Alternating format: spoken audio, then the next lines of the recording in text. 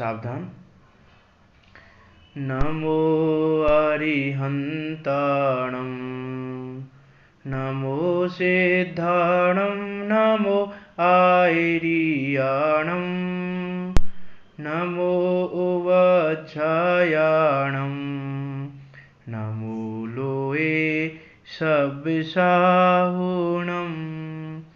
मंगलम भगवान वीरो मंगलम गौतमो गणी मंगलम कुंद कुंदार्यो जैन धर्मोस्तु मंगलम।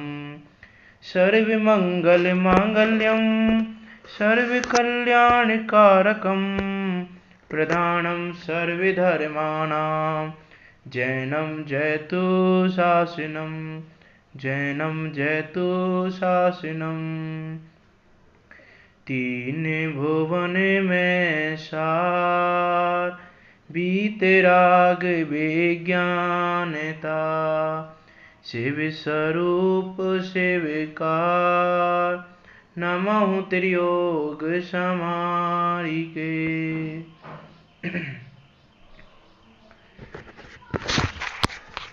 अभी हमारे चैत्र मास के शाश्वत लक्षण महापर्व चल रहे हैं, जिसमें आज चौथा दिन उत्तम शौच धर्म का दिन है।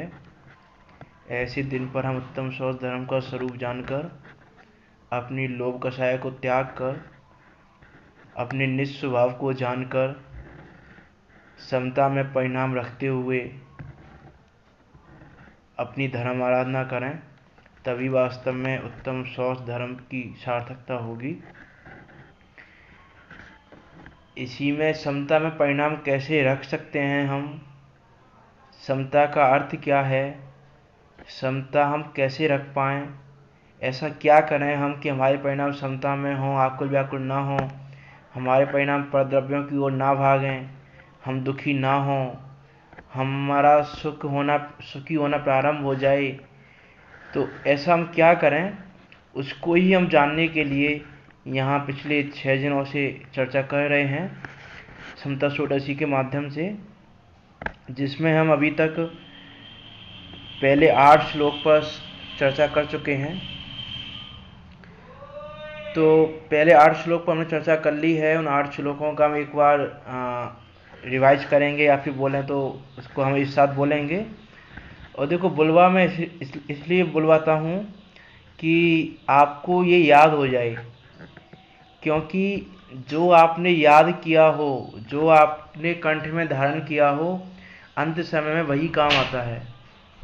कि अंत समय में यदि अवस्था ऐसी हो जाए कि ना आप सुन सकते हो, ना बोल सकते हो, ना पढ़ सकते हो, तो उस समय क्या करें, तो उस समय समाधि में कैसे करें।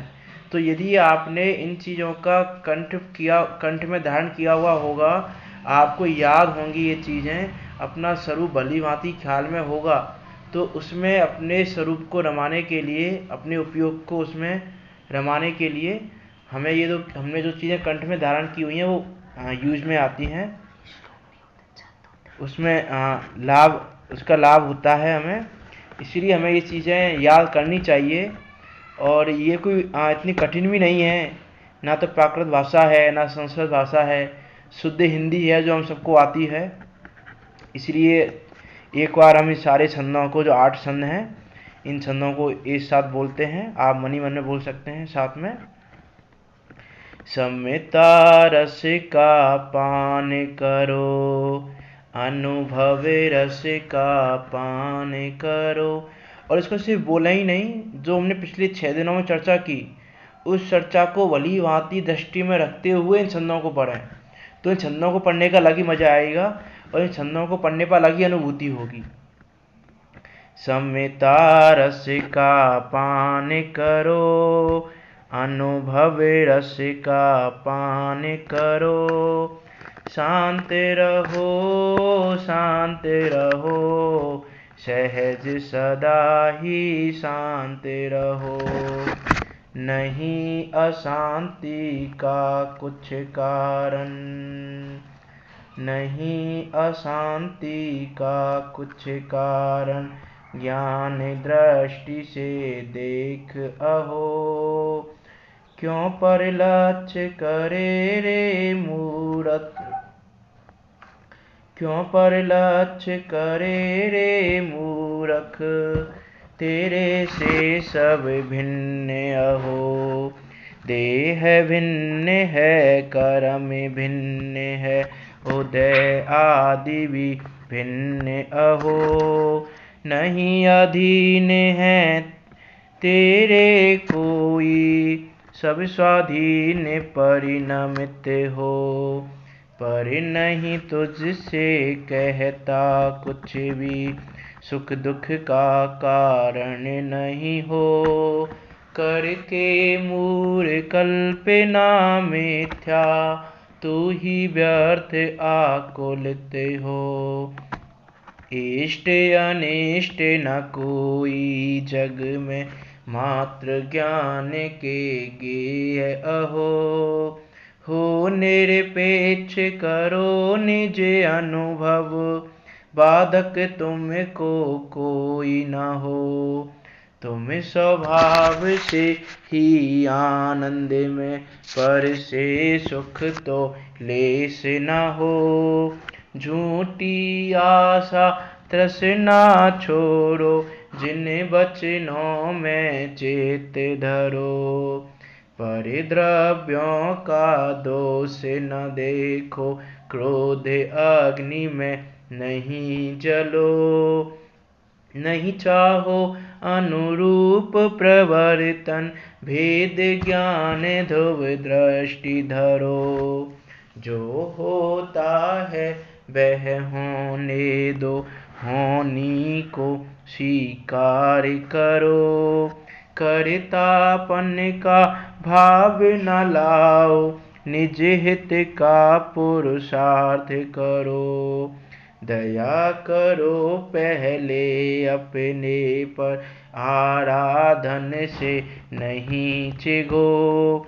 यह कुछ विकल्प यदि आवे तो भी, संबोधन समता में हो। संबोधन समता में हो। यहाँ तक हमने पिछले 6 दिनों में चर्चा की थी। इसका यदि हम सार देखें इन 8 छंद का, तो वास्तव में इसमें एक शांत रहने का ही उपाय बताया है कि हम किस तरह से शांत रह सकते हैं, किस तरह से अपने ज्ञान स्वभाव पर दृष्टि कर सकते हैं, और किस प्रकार से जो जिन्हें भगवान ने हमको बताया उस मार्ग पर अनुसरण कर सकते हैं, उस मार्ग पर चल सकते हैं। उसका यहाँ उपाय बताया कि अशांति का और कोई कारण नहीं, सिर्फ ज्ञान दृष्टि से देखो, सबको ज्ञेय मात्र देखो, सब ज्ञेय मात्र हैं। कोई भी मेरे ज्ञान में कुछ हेरफेर नहीं करता है, पक्का लक्ष्य नहीं करें हम। देह कर्म, कर्म का उदय, सब कुछ मुझसे भिन्न है, सबका परिणमन उनके अधीन है, मेरा परिणमन मेरे अधीन है। पर मुझसे कुछ कहता नहीं है, पर मुझे सुख दुख देता नहीं है। मैं सिर्फ अपने आप में ही मिथ्या कल्पना कर करके, मूर्ख भरी कल्पना कर करके व्यर्थ में आकुलित होता रहता हूँ। परद्रव्य न इष्ट हैं न अनिष्ट हैं। यदि हम निरपेक्ष होकर इसका अनुभव करें तो परद्रव्य हमको बाधा उत्पन्न करने में समर्थ नहीं है। हम स्वभाव से ही आनंद में हैं। जब हम स्वभाव से ही आनंद में हैं, हमारा स्वभाव ही आनंद में है, तो पर से हमको सुख हो जाए ऐसी तो बात ही नहीं है। ऐसी तो बात कहना ही मूर्खता है, ऐसा समझना ही मूर्खता है, ऐसा अनुभव करना ही मूर्खता है कि पर हमको सुख दे देगा। क्योंकि वो गुण हमें स्वयं में है, पर में नहीं है। वो गुण मेरे अंदर ही है। मेरा स्वभाव भाव है आनंद में सुख पूर्वक रहना। मेरा स्वभाव नहीं आ रहा, अटक अटक के आ रहा है।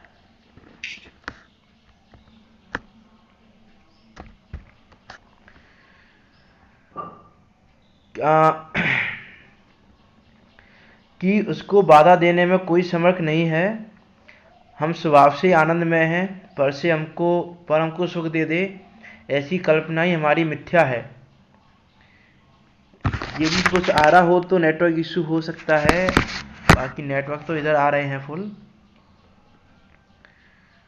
झूठी आशा तृष्णा को हम यदि छोड़ दें और जिन वचनों में चित्त धरें तो हमारे परिणाम समता में रह सकते हैं।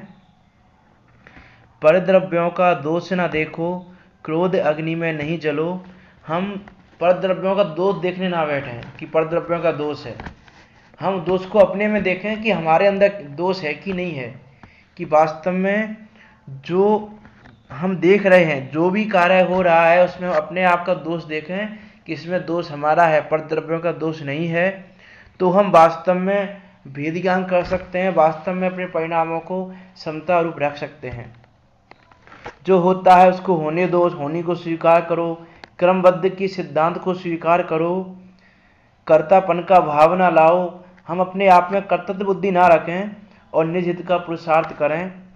पहले अपने पर दया करें, तब पर में दया पल सकती है, सब जीवों की दया पल सकती है। तो पहले अपने पर दया करना प्रारंभ करें, आराधन से नहीं चेकें और प्रति समय जितना हो सके उतना धर्म आराधन में लगें। कुछ विकल्प यदि आवे तो भी संबोधन समता में हो।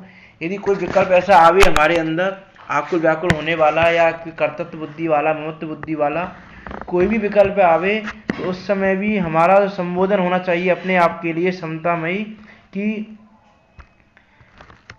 हमारा ये विकल्प जो आ रहा है वो वास्तव में ज्ञेय मात्र है, मैं कौन हूँ वास्तव में और किसका दोष है, क्या मुझसे भिन्न है, क्या मुझसे एकत्व वाला है, उन सब चीज़ों का हम अपने आप को संबोधित करें तो हमारे परिणाम समता में रह सकते हैं। इन पर हमने विस्तार से चर्चा कर चुके हैं पहले। अभी आगे का छंद लेते हैं 9वें नंबर का। यदि माने तो सहज योग्यता अहंकार का भाव न हो, नहीं माने भवितव्य विचारो, जिससे किंचित खेद न हो। कि यदि माने तो सहज योग्यता अहंकार का भाव न हो। यदि कोई हमारी बात को माने और हम उसमें अहंकार करने लग जाएं कि देखो मैंने ऐसा बताया तो जीव ने ऐसा मान लिया, तो वो हमारी अहंकार बुद्धि है। वास्तव में तो उसकी खुद की योग्यता है, उसकी खुद की योग्यता है तो उसने वो बात मानी। यदि उसकी योग्यता नहीं होती मानने की तो वो 3 काल में नहीं मानता, कि जब उसकी योग्यता आएगी उसी समय मानेगा। हम सिर्फ समझाने का विकल्प कर लें, समझाने का विकल्प कर सकते हैं हम, लेकिन सामने वाले को हम समझा दें, ऐसा 3 काल में किसी में सामर्थ्य नहीं है कि वो समझा दें। कि जिनेंद्र भगवान भी उपदेश देते हैं समूह शरण में, तो वो जितने जीव समूह शरण में बैठे हैं सबको सम्यक दर्शन करा दें, सबका आत्मश्रद्धान करा दें, सबको जीव तत्व का स्वरूप समझा दें, ऐसी जिनेंद्र भगवान की भी सामर्थ्य नहीं कि उनके वो भी दिव्य ध्वनि खेल रही है उनकी, लेकिन जीवों के सम्यक दर्शन की पात्रता हो रही है, सम्यक दर्शन हो रहा है, तत्व विचार हो रहा है, तत्व का श्रद्धान हो रहा है, आत्मश्रद्धान कर रहे हैं, स्वयं का श्रद्धान कर रहे हैं। वो उनकी खुद की योग्यता है, कि खुद की योग्यता से ही जीव मानता है, खुद की योग्यता से ही जीव समझता है। हम व्यर्थ में अहंकार भाव करें तो वो हमारी मिथ्या बुद्धि है और कुछ नहीं। कि हम व्यर्थ में अहंकार भाव करके अपने आप में कर्म बंधन कर रहे हैं और उसके कारण दुख का कारण ही हम उपस्थित कर रहे हैं, दुख के कारण का ही संचय कर रहे हैं और जो उदय रूप होकर हमको दुखी देने वाला है। इसलिए हम वास्तव में ये माने कि किसी ने माना तो अच्छा, तो उसकी योग्यता है, नहीं माना तो उसकी योग्यता है, मान जाए तो भला, नहीं माने तो भला। आपका समझाने का विकल्प आया, आप समझा दिया आपने, बस अब सामने वाला माने ना माने, समझे ना समझे, ये उसकी योग्यता है। तो यदि माने तो सहज योग्यता अहंकार का भाव ना हो। यदि हम उस सहज रूप परिणमन को देखने लग जाएं, जानने लग जाएं कि ये सहज रूप परिणमन ऐसा ही होना है कि जैसे यशोधर मुनिराज, कि यशोधर मुनिराज के ऊपर जब राजा सैनिक ने सर्प डाल दिया और जब आग के उपसर्ग का निवारण किया और जब यशोधर मुनिराज ने धर्म वृद्धि का आशीर्वाद दिया, धर्म वृद्धि का, तो उसके फलस्वरूप जब उसने यशोधर मुनिराज ने उपदेश दिया और उसने तत्व का स्वरूप समझा और जैन धर्म को अंगीकार किया, तो वस्तु स्वरूप को उसने समझा।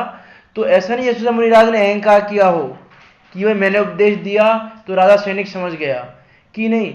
यदि उपदेश देने से ही कोई जीव समझता तो उपदेश तो बहुत जीव सुनते हैं लेकिन समझ कोई ही पाता है।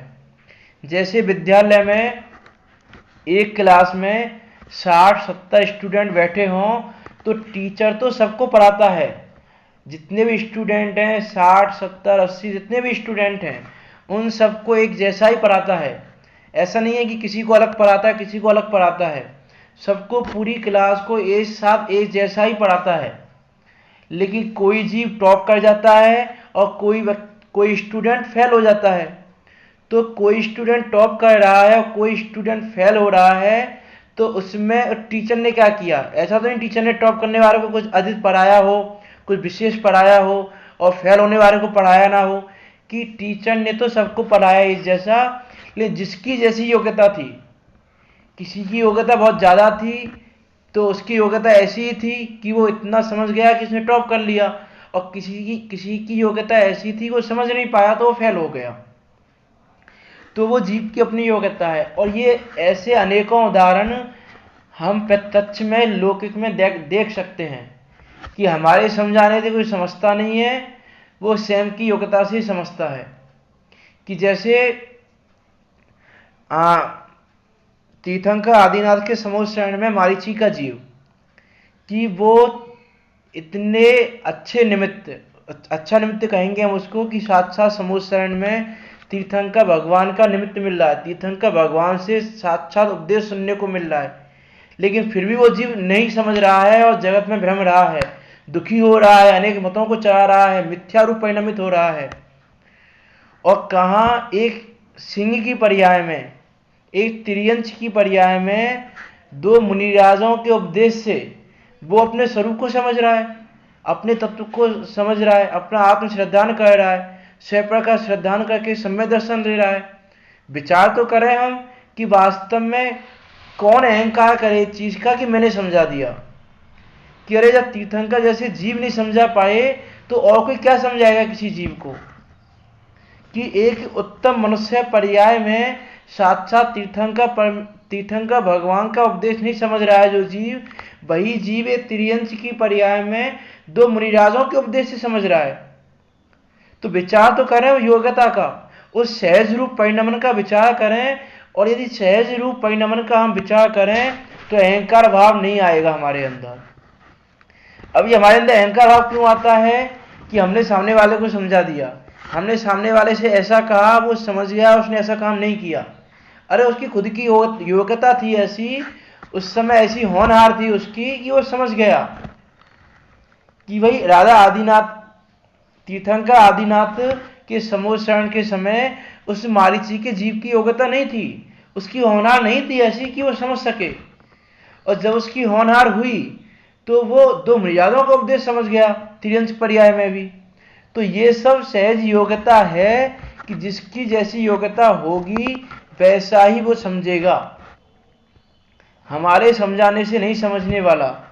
यदि ऐसा वो सहज रूप परिणमन हमारे ख्याल में आए, और देखो ये नहीं हमने जान लिया ऐसा बस कि सहज रूप परिणमन होता है, कि किसी समय हमने किसी को समझाया, कि आज मैं आपको मान लो समझा रहा हूं और आप समझदार हैं, और मुझ में अहंकार भाव आने लगे कि मैंने समझा दिया, तो उस समय मैं भी विचार करूं कि यदि माने तो सहज योग्यता, कि वो उसकी सहज योग्यता है, उसकी खुद की होनहार है, उसका खुद का परिणमन है कि वो समझ गया, मेरे समझाने से समझा ऐसा तो सामर्थ्य नहीं है कि मेरे समझाने से समझा। तो मैं यदि 50 जीवों को समझाऊं तो 50 की 50 जीव समझने चाहिए, लेकिन उसमें से कोई 1 2 10 15 जीव ही समझें, तो इसका मतलब क्या है कि मेरे समझाने से नहीं समझे, उनकी खुद की योग्यता थी, उनकी खुद की होनहार थी, उनका खुद का पुरुषार्थ था, तो वो समझ गए। तो इसलिए हम उस समय ऐसा विचार करें, यदि माने तो सहज योग्यता, यदि मान लिया उसने तो उसकी खुद की योग्यता है, उसका सहज परिणमन है, अहंकार का भाव ना हो। और यदि हम ऐसा विचार करें तो हमारे अंदर अहंकार का भाव नहीं आ सकता। अभी आपत्ति यह है कि हम अहंकार का भाव किए बिना नहीं रहते।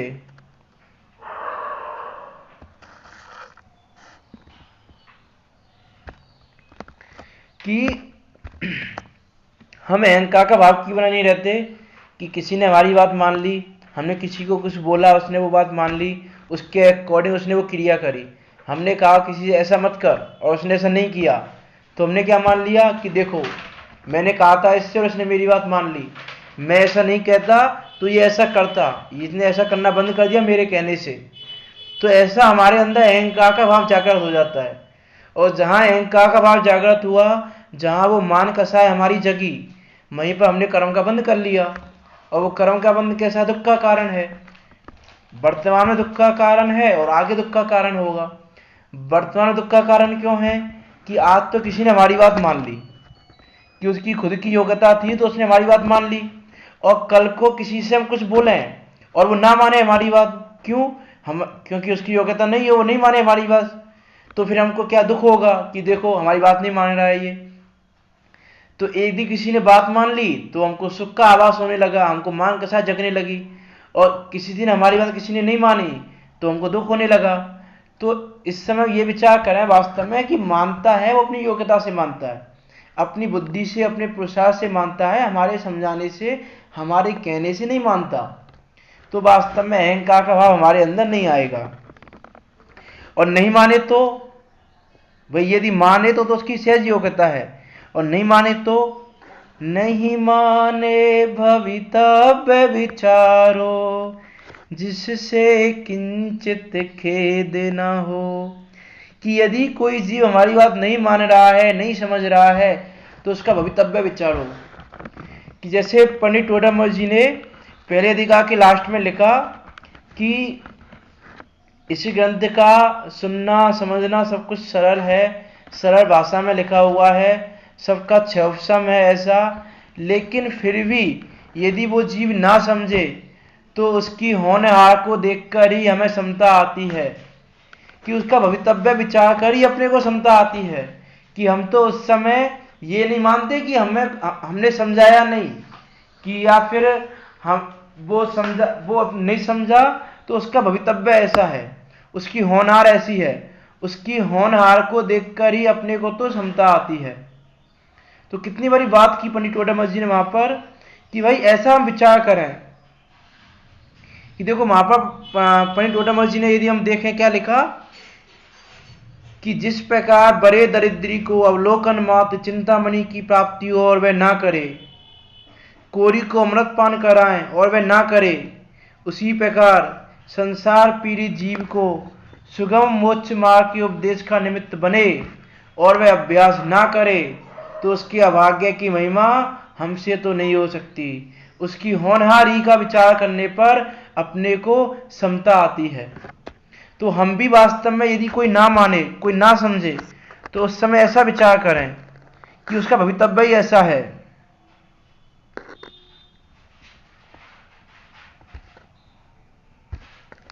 कि उसका भवितव्य ऐसा है कि वो भी नहीं विचारेगा। जैसे अभी हमने मारीची के जीव का उदाहरण लिया, तो मारीची के जीव का उदाहरण यदि हम लें तो वो तीर्थंकर आदिनाथ से नहीं समझा, तो उसकी होनहारी ऐसी थी, क्योंकि उसको अभी चौथे काल के अंत में मोक्ष जाना था, उसको अभी इतने लंबे काल तक संसार में भटकना था। उसकी होनहारी ऐसी थी तो नहीं समझा। कि यदि वो समझ जाता तो फिर वो इतने लंबे काल तक कैसे भटकता, और उसका भटकना तो बाकी था, भी संसार बाकी था उसका इतना, कि वो जीव को चौथे काल के अंत में मोक्ष जाना था। तो उसका भवितव्य ही ऐसा था, उसकी होनहारी ऐसी थी कि वो नहीं मानेगा। तुम्हारे समझाने से मान जाए ऐसी समर्थ नहीं है, ऐसी सामर्थ हमें नहीं है कि हमारे समझाने से कोई समझ जाए। तो नहीं माने भवितव्य विचारो, यदि वो नहीं मानता है तो उस समय हम भवितव्य विचार रखना कि वो भवितव्य, उस जीव का भवितव्य ही ऐसा है कि वो हमारी बात नहीं मानेगा, जिससे किंचित खेद ना हो। यदि आप ऐसा मानोगे तो आपको खेद नहीं होगा, आप दुखी नहीं होगे, और नहीं मानोगे ऐसा तो आप दुखी रहोगे कि उसने मेरी बात नहीं मानी। आज हम दुखी किस लिए हैं कि मेरा पुत्र मेरी बात नहीं मानता, मेरी पत्नी मेरी बात नहीं मानती, मेरे मित्र मेरी बात नहीं मानते, ये कोई फलाना व्यक्ति मेरी बात ही नहीं सुनता है, मेरी बात समझता ही नहीं है। मैं इतना समझाता हूँ, इतना सुनाता हूँ, इतना बोलता हूँ, कोई सुनता नहीं है, कोई समझता नहीं है, कोई कुछ करता नहीं है मेरे अकॉर्डिंग, जैसा मैं चाहता हूँ वैसा कोई करता नहीं है। इन चीज़ों को विचार कर ही हम दुखी होते रहते हैं। लेकिन उस समय यदि हम विचार करें कि पुत्र यदि मेरी बात नहीं मान रहा है तो उसका भवितव्य ही ऐसा है, वो होनहारी ऐसी है, वो क्रमबद्ध अनुसार वो पर्याय ही ऐसी आनी है कि वो हमारी बात नहीं मानेगा। तो यदि हम ऐसा माने तो घर घर में जो क्लेश हैं, घर घर की जो लड़ाइयाँ हैं कि भाई भाई की बात नहीं मान रहा तो भाई भाई में लड़ाई हो रही है, पति पत्नी में लड़ाई हो रही है, पिता पुत्र में लड़ाई हो रही है, तो ये जो बातें लड़ाइयाँ हो रही हैं आज घरों में, वो लड़ाइयों का कारण क्या है? यही है कि वो मेरी बात नहीं मानता, वो मेरी बात नहीं मानता, और उसी के कारण दुखी हो रहे हैं, और दुख सहा नहीं जाता तो लड़ने लग जाते हैं कि वो मेरी बात नहीं मान रहा, तो लड़ाई हो जाती है। तो आज इस संसार में लड़ाई का कारण ही यही है कि वो मेरी बात नहीं मान रहा है, वो मेरी बात नहीं सुन रहा है। वो मेरी बात माने, मेरी बात सुने तो कोई प्रॉब्लम नहीं है हमको, और नहीं मान रहा है, नहीं सुन रहा है तो लड़ाई होगी, दुखी होंगे हम। तो इसीलिए इस लड़ाई का भी जो जितनी भी क्लेश हो रहे हैं आप परिवारों में, आप सब इन चीज़ों से परिचित हैं कि सब जानते हैं आपके परिवारजनों में कैसे कैसे क्लेश होते रहते हैं। आज हर रिश्ते में क्लेश हो जाते हैं, कोई का रिश्ता ले लो, वो क्लेश हो क्यों रहे हैं? किसी भी रिश्ते को ले लो आप, पिता पुत्र का हो, भाई बहन का हो, पति पत्नी का हो, भाई भाई का हो, कोई सा रिश्ता हो, मित्रों का रिश्ता हो, हर रिश्ते में लड़ाई की जड़ ही यही है कि वो मेरी बात नहीं मानता, वो मेरी बात नहीं सुनता। मैंने उससे ऐसा बोला था उस दिन, उसने मेरी बात नहीं मानी, तो लड़ाई का कारण ही यही है। तो उस कारण को ही हम नष्ट कर दें, और कारण को भी नष्ट क्या करना है? बस समझना है हमको कि वो नहीं मान रहा है तो उसका भवितव्य है ऐसा, उस भवितव्य का विचार करें हम कि उसका भवितव्य ही ऐसा है। आज पत्नी ने बात नहीं मानी, मेरे भाई ने बात नहीं मानी, मेरी पत्नी ने बात नहीं मानी, मेरे मित्र ने बात नहीं मानी, तो उस समय ये विचार करें कि भाई उनका भवितव्य ही ऐसा है कि वो मेरी बात नहीं मानेंगे। कि आज मान लो भाई जिन धर्म के प्रतिकूल चल रहा है, कि आगम अनुकूल आचरण नहीं कर रहा है, हम उसको समझा रहे हैं, नहीं समझ रहा है, तो उस समय हम उसको समझाने का प्रयास कर रहे हैं, वो हमारा कर्तव्य है कि हमारा समझाने का प्रयास करना हमारा कर्तव्य है। कि ऐसा नहीं हम स्वसंधी होकर समझाना ही छोड़ दें कि उसका भवितव्य होगा तो समझ जाएगा, कि देखो वो हमारा कर्तव्य है समझाना, सामने वाला समझे ना समझे ये उसका भवितव्य है, ये उसकी होनहार है। तो अपना जो कर्तव्य है वो आप अपना कर्तव्य निभाओ, और आपका कर्तव्य भी आपके भवितव्य के अधीन है। कि प्रति समय प्रत्येक जीव के समझाने के भाव नहीं आते, कि उसके भी यदि समझाने के भाव आ रहे हैं तो उसका भवितव्य ऐसा है, और सामने वालों को ऐसा निमित्त मिलना है कि सामने वालों की होनहार ऐसी है कि उनको निमित्त मिलना है ऐसा। कि वह जैसे मारीची के जीव की बात करें कि सिंह की पर्याय में मुनिराज आकाश से गमन कर रहे हैं, और एक साथ उनके ऐसे भाव बने उस सिंह को देखकर कि चलो इसको संबोधित कर दें कि ये ऐसी हिंसा कर रहा है, ये तो भावी तीर्थंकर है। तो उनके ऐसे भाव बने। तो ऐसा नहीं कि उन्होंने ऐसा नहीं सोचा कि इसका भवितव्य होगा तो समझ जाएगा अपने आप, इसकी होनहार होगी सिंह की तो अपने आप समझ जाएगा, कि उनका कर्तव्य समझाने के उनके भाव आए, उनका कर्तव्य समझाना है, समझे ना समझे ये जीव का भवितव्य है। तो हमारा भी कर्तव्य क्या समझाना है। तो मैं बात क्या कर रहा था, हाँ, कि यदि हमारा भाई, सपोज करो यदि हमारा भाई आगमन को नहीं चल रहा है, उसके प्रतिकूल प्रवर्तन कर रहा है, प्रतिकूल आचरण कर रहा है, तो हमारा कर्तव्य समझाने का है। वो समझे तो उसकी योग्यता, ना समझे तो उसका भवितव्य। तो इसीलिए समझ जाए तो अहंकार नहीं करना है, नहीं समझे तो दुखी नहीं होना है, और दुखी नहीं होंगे तो लड़ाइयां नहीं होंगी।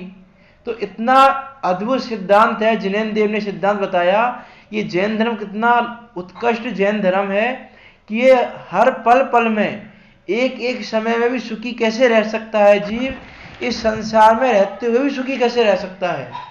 कि जब कर्मों से मुक्त होकर सिद्ध अवस्था को पाएगा तब तो पूर्ण सुखी होगा ही होगा, लेकिन अभी वर्तमान में भी दुखी ना रह के, इस कर्म के उदय के काल में भी दुखी ना रह के सुखी कैसे रह सकता है, उसका उपाय यहाँ बताया जा रहा है।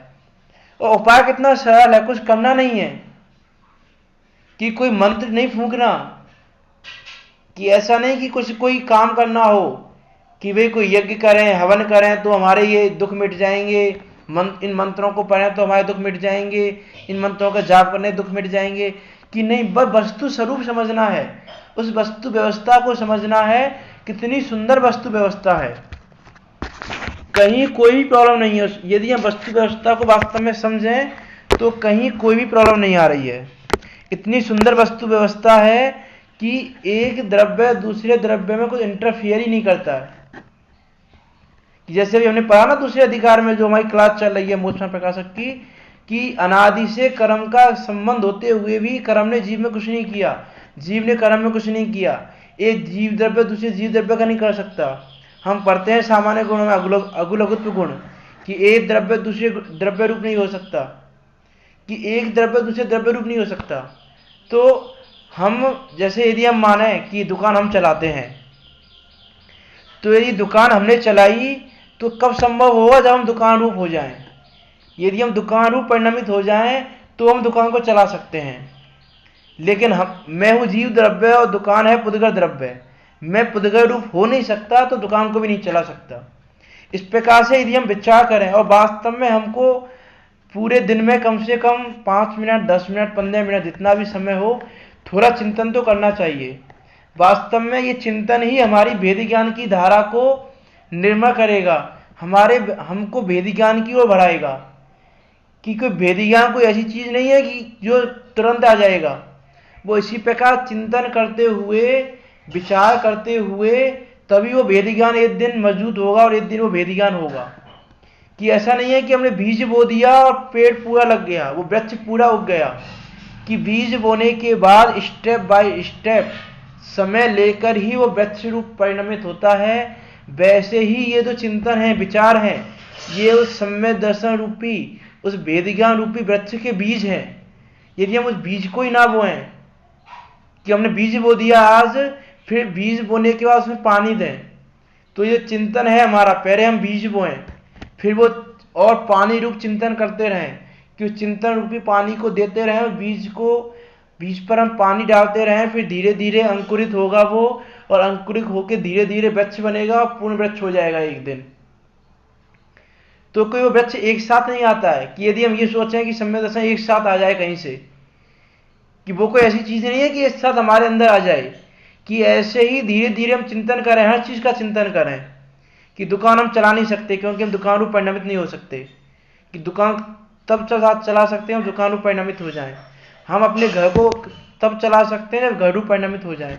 यदि हम ऐसा विचार करें वास्तव में, तो हमारी जो आसक्ति भाव हैं, घर के प्रति, दुकान के प्रति, पुत्र के प्रति, पत्नी के प्रति, परिवारजनों के प्रति, इस संसार के प्रति, जो हमको ऐसा लगता है कि हम कह रहे हैं, ऐसी जो हमारी आसक्ति भाव है, वो आसक्ति भाव हमारा खत्म होगा।